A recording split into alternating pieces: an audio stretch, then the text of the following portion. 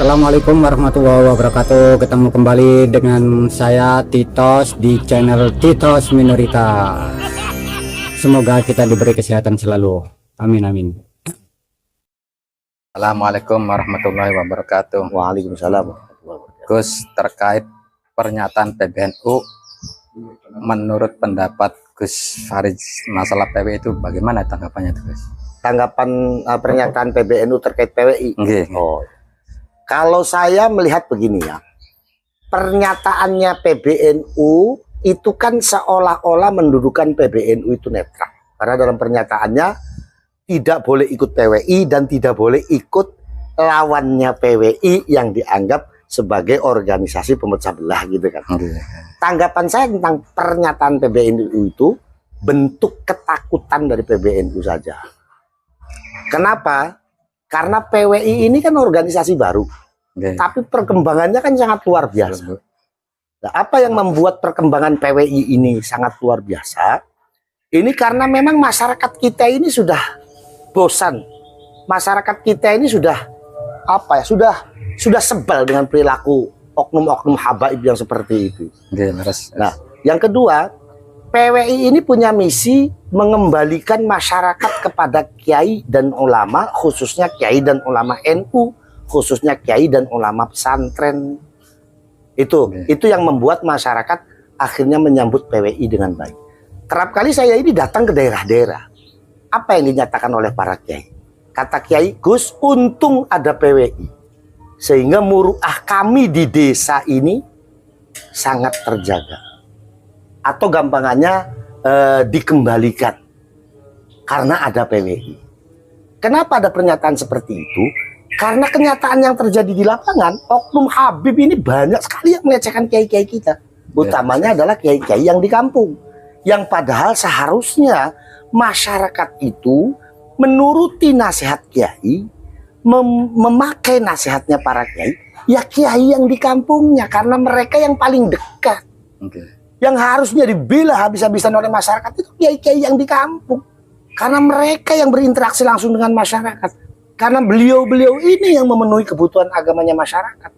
Dari mulai mendoakan, dari mulai mengajarkan agama, dari mulai mengajarkan adab tata krama dan sopan santun, ini kiai-kiai yang ada di kampung. Harusnya masyarakat menjunjung tinggi itu titahnya kiai yang di kampung. Nah, adanya PWI ini disambut oleh masyarakat, satu karena masyarakat sudah bosan, sudah sebal dengan tingkah dan perilaku para habaib yang seperti itu. Yang kedua, masyarakat menyambut PWI karena PWI memiliki misi mengembalikan masyarakat kepada kiai dan ulama pesantrennya, kiai dan ulama, khususnya kiai dan ulama NU. Seperti itu. Pertanyaan kedua nih, Gus. Ya. Gus, bagaimana tanggapan tentang Kiai Marzuki Mustamar yang meluruskan Habib Lutfi? Kenapa tidak tabayun dulu? Oh, yang videonya Habib Lutfi yang membaca hadis salah, ayat suci Al-Quran salah itu ya? Enggak. Kenapa tidak tabayun dulu? Nah, tabayun dalam konteks apa? Kiai Marzuki itu meluruskan. Yang ada itu bukan tabayun harusnya. Yang ada itu harusnya adalah koreksi dari orang yang salah dalam membaca Al-Quran dan salah dalam membaca hadis. Kita nggak diwajibkan untuk tabayun. Harusnya yang ada bukan Kiai Marzuki yang tabayun, tapi koreksi dari Habib Lutfinya yang salah membaca hadis, yang salah membaca Al-Quran. Itu video sudah lama. Kita tunggu koreksinya, kita tunggu klarifikasinya, kan nggak ada. Kalau nggak ada koreksi dan klarifikasi, ya harus siap diluruskan. Kenapa? Karena kalau tidak diluruskan ini nanti akan menjadi racun bagi masyarakat. Apa Kanjeng Nabi sendiri kan dawuh, kalau muncul atau timbul fitnah di tengah-tengah masyarakat, orang alim harus bicara dan harus meluruskan. Kalau ada fitnah, muncul fitnah di tengah masyarakat, lalu orang alim diam saja, maka orang alimnya ini nanti akan dilaknat oleh Allah. Kiai Marzuki itu konteksnya meluruskan. Kenapa? Karena tidak ada klarifikasi, tidak ada koreksi dari Habib Lutfi yang mengucap hadis salah, yang mengucap Al-Quran salah.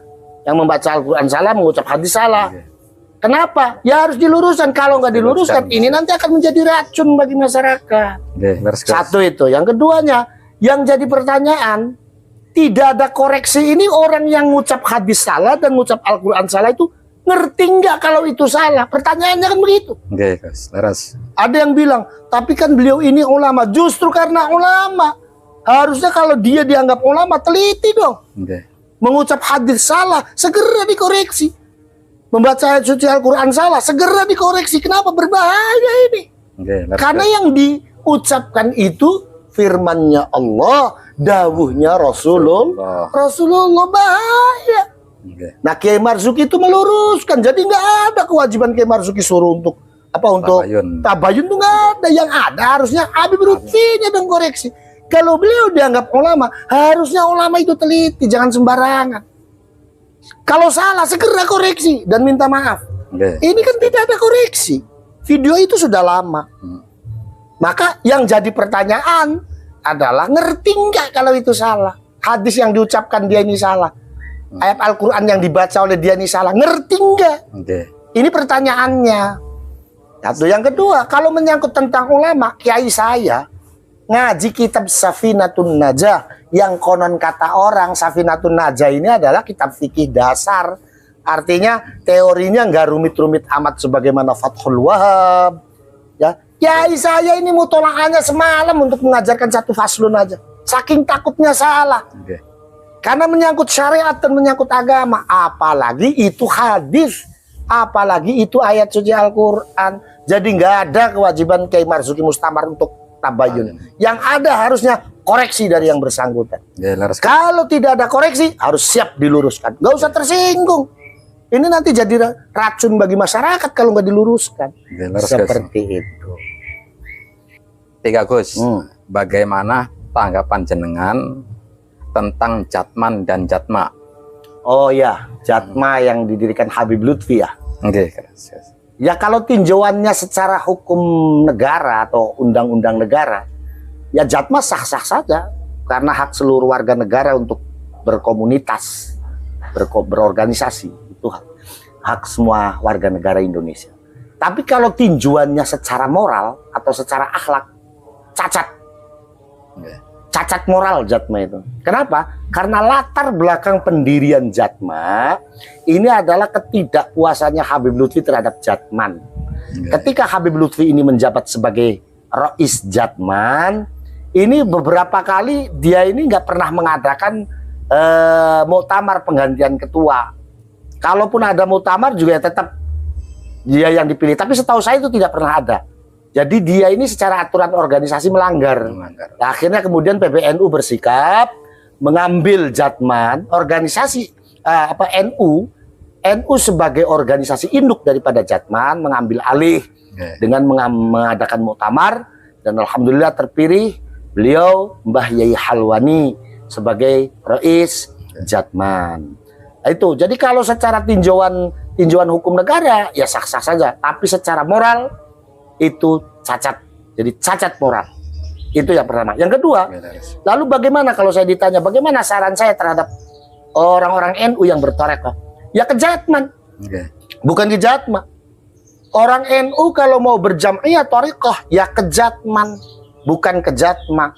Kenapa? Pertama, karena orang torekoh itu terkenal orang yang konsen dalam beribadah, konsen dalam beragama. Kalau konsen beribadah dan beragama, ya harus hidup dalam lingkungan yang baik.